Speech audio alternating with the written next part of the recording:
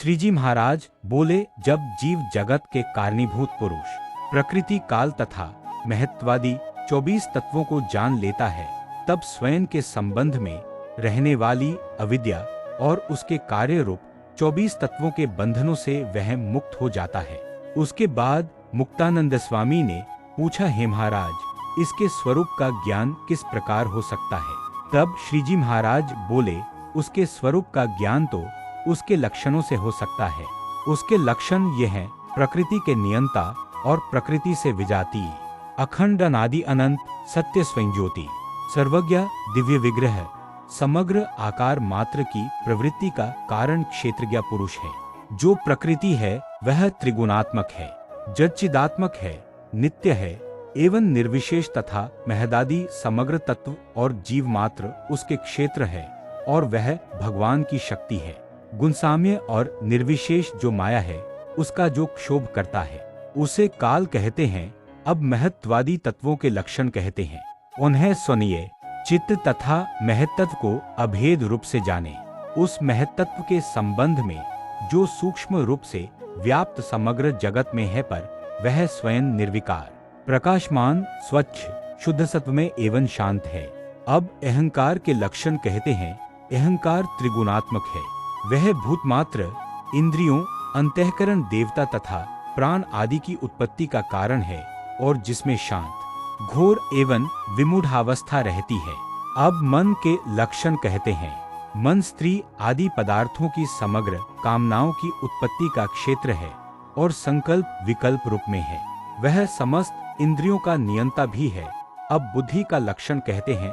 बुद्धि में पदार्थ मात्र का ज्ञान रहता है और समस्त इंद्रिय संबंधी जो विशेष ज्ञान है वह बुद्धि द्वारा होता है तथा बुद्धि में संशय, निश्चय, निद्रा तथा स्मृति का समावेश रहता है। श्रोत्रत्वक, चक्षु, रसना, घ्राण, वाक, पानी, पाद, पायु, गुदा और उपस्थ, इन 10 इंद्रियों के लक्षण ये हैं कि वे अपने अपने विषयों में प्रवृत्त रहती हैं। अब पंचमात्राओं के लक्षण कहते हैं। इनमें शब्द का लक्षण तो यह है कि शब्द अर्थमात्र का आश्रय तथा व्यवहार मात्र का कारण है। वह बोलने वाले की जाति तथा स्वरूप का द्योतक, आकाश में रहने वाला तथा श्रोत्र इंद्रिय द्वारा ग्रहण किया जाता है। यही स्पर्श का लक्षण है। अब स्पर्श का लक्षण कहते हैं। स्पर्श वायु की तन्मात्रा है। वह कोमलता, कठोरता, शीतलता, उष्णता तथा त्वचा द्वारा ग्राह्य है। यही स्पर्श का लक्षण है। अब रूप का लक्षण कहते हैं। पदार्थ मात्र के आकार का बोध करना, पदार्थ के संबंध में गौण भाव से व्याप्त, पदार्थ की रचना के बाद के परिणाम की निष्पत्ति, तेज तत्व की तन्मात्रा तथा चक्षु इंद्रिय द्वारा ग्रहण करने की स्थिति को ही रूप का लक्षण कहा है। अब रस के लक्षण कहते हैं। मधुरता, तिक्तता, कषायिता, कड़वापन, खट्टापन, खारापन, जल की तन्मात्रात्मकता तथा रसना इंद्रिय द्वारा ग्राह्य तत्व को ही रस कहा गया है। अब गंध के लक्षण कहते हैं। सुगंध, दुर्गंध, पृथ्वी की तन्मात्रात्मकता तथा घ्राण इंद्रिय द्वारा ग्रहण करने के तत्व को ही गंध का लक्षण बताया है। अब पृथ्वी के लक्षण कहते हैं। समस्त जीव मात्र को धारण करना, लोकरूप द्वारा स्थान, आकाश आदि 4 भूतों का विभाजन तथा समस्त भूत प्राणी मात्र के शरीर को प्रकट करना ही पृथ्वी का लक्षण है। अब जल के लक्षण कहते हैं। पृथ्वी आदि द्रव्यों को पिंडीकरण करना, पदार्थों को कोमल करना, आर्द्रता, तृप्ति प्रदान करना, प्राणी मात्र को जीवन शक्ति, तृषा की निवृत्ति, उष्णता को दूर करना तथा बहुलता जल के लक्षण है। अब तेज के लक्षण कहते हैं। प्रकाश, अन्न आदि को पचाने की शक्ति, रस ग्रहण, काष्ठ एवं हुतद्रव्यादि को ग्रहण करने की शक्ति, शीत को दूर करने वाला, शोषण क्षमता और क्षुधा एवं तृषा, यही तेज का लक्षण है। अब वायु के लक्षण कहते हैं। वृक्ष आदि में कंपन उत्पन्न करना, त्रिनादि को एकत्र करना, शब्द, स्पर्श, रूप, रस और गंध नामक 5 विषयों को श्रोत्रादि 5 इंद्रियों के प्रति उन्मुख करना तथा समस्त इंद्रियों का प्राणस्वरूप है। यही वायु का लक्षण है। अब आकाश के लक्षण कहते हैं। समस्त जीव मात्र को अवकाश प्रदान करने वाला, भूत प्राणी मात्र की देह का आंतरिक और बाह्य व्यवहार का कारण तथा प्राण, इंद्रियों एवं अंतःकरण का स्थान आकाश का लक्षण है। इस प्रकार 24 तत्वों, प्रकृति, पुरुष तथा काल के लक्षणों को जान लेने पर यह जीव अज्ञान से मुक्त हो जाता है। इन सब तत्वों की उत्पत्ति भी जाननी चाहिए। इनकी उत्पत्ति कहते हैं, अपने धाम में विराजमान श्री कृष्ण भगवान ने अक्षर पुरुष रूप धारण कर माया के रूप में गर्भ स्थापन किया। तब उस माया से अनंत कोटि प्रधान तथा पुरुष हुए। वे प्रधान पुरुष कैसे हैं? तो अनंत कोटि ब्रह्मांड की उत्पत्ति के वो कारण हैं।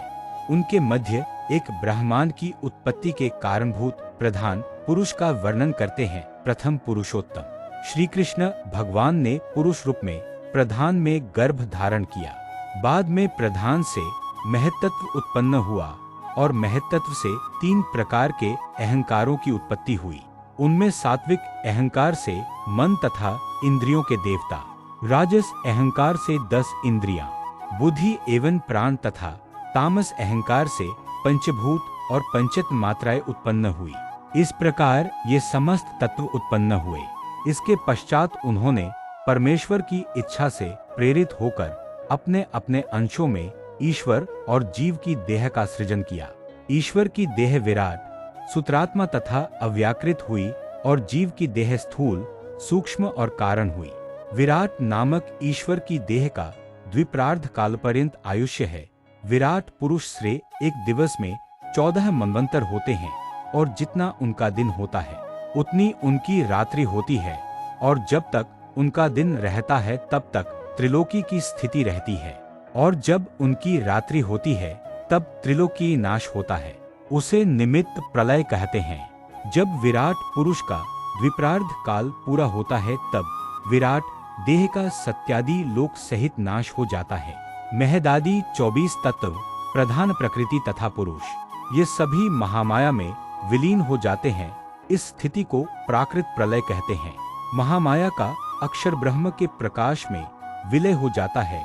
यह विलय दिवस में रात्रि के विलय के समान होता है। उसे आत्यंतिक प्रलय कहते हैं। देवों, दैत्यों और मनुष्यों आदि की देहों का प्रतिक्षण जो नाश होता है उसे नित्य प्रलय कहते हैं। जिसे इस प्रकार विश्व की उत्पत्ति, स्थिति और प्रलय का ज्ञान हो जाता है उसे संसार के प्रति वैराग्य हो जाता है और भगवान की भक्ति उत्पन्न हो जाती है। जब समस्त ब्रह्मांड का प्रलय होता है तब सभी जीव तो माया में रहते हैं और भगवत भक्त भगवान के धाम में जाते हैं। उसी समय मुक्तानंद स्वामी ने पूछा, भगवान का धाम कैसा है?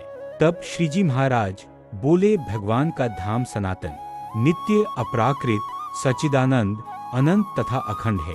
उसका दृष्टांत द्वारा वर्णन करते हैं। पर्वत वृक्ष आदि सहित तथा मनुष्यों, पशुओं और पक्षियों आदि की आकृतियों से युक्त समस्त पृथ्वी जिस प्रकार शीशे की हो और आकाश में व्याप्त समग्र तारागण सूर्य हो तथा उनके तेज से समस्त आकृतियों सहित शीशे की पृथ्वी जैसी शोभायमान रहे, उसी प्रकार भगवान का धाम दैदीप्यमान रहता है। भगवद भक्त समाधि में भगवान के इस प्रकार के धाम के दर्शन करते हैं और देह छोड़ने के पश्चात भगवान के उस तेजोमय धाम में जाते हैं। इति वचनामृतम 12।